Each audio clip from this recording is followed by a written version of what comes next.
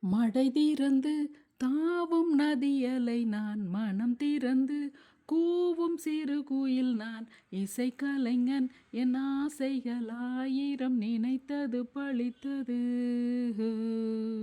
லா லா லா லா லா லா லா லா லா லா லா லா லா லா லா. காலம் கனிந்தது, கதவுகள் திறந்தது, ஞானம் விளைந்தது, நல்லிசை பிறந்தது.